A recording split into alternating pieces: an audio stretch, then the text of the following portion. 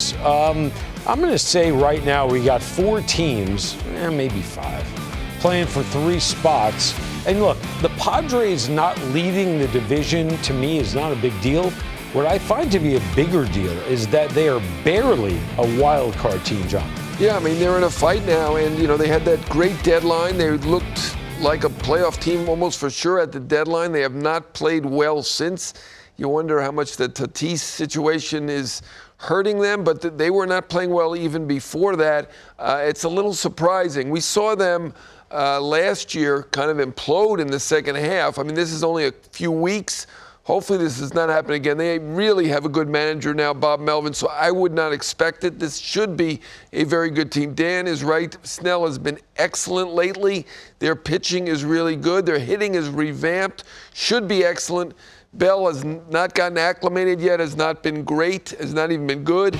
And Soto's been okay, but not quite himself since he's gotten there. And, this should be a much better team. Yeah, Soto has gotten hits. He's gotten on base. He just hasn't shown any power at all. Drury and Bell have struggled.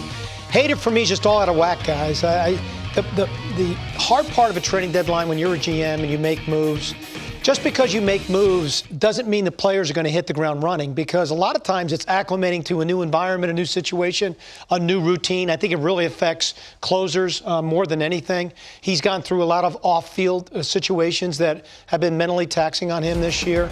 And he just right now looks uncomfortable on the mound. His delivery does not look in sync whatsoever. He is a rhythm guy.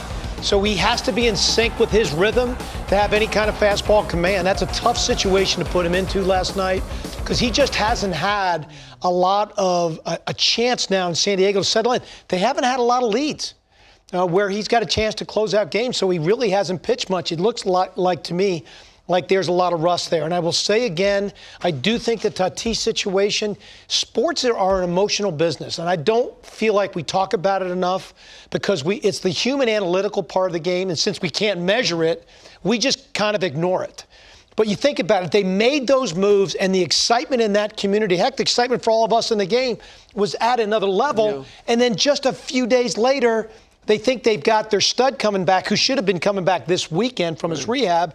All of a sudden, he's suspended for a PED violation. And I think whatever momentum they had going, it took the air of the clubhouse, because the players now started to have to answer questions about their teammate.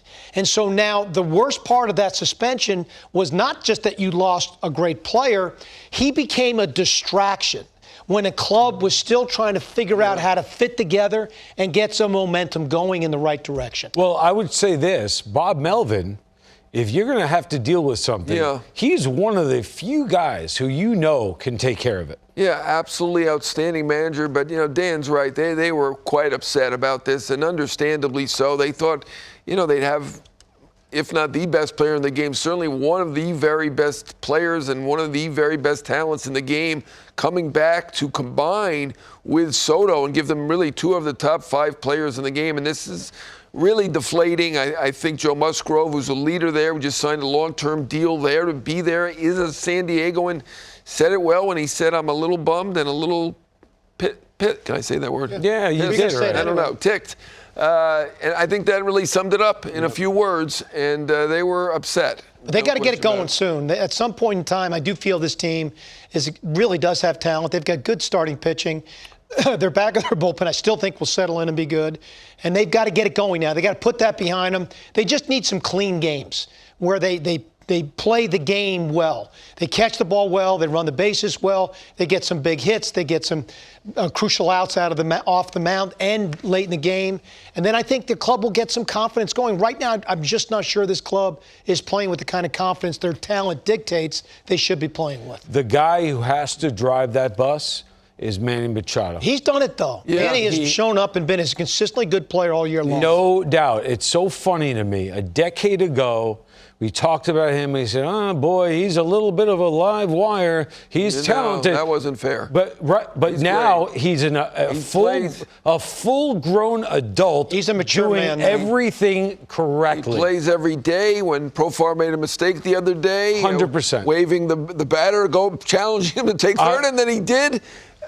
Machado told him, someone could quibble and say, we shouldn't have done it in front of a camera, but It's the heat of the moment. I think he's shown that he's a leader. And Agreed. He's there every single day. Yes, no doubt. I think they're going to need him to be big to finish the deal.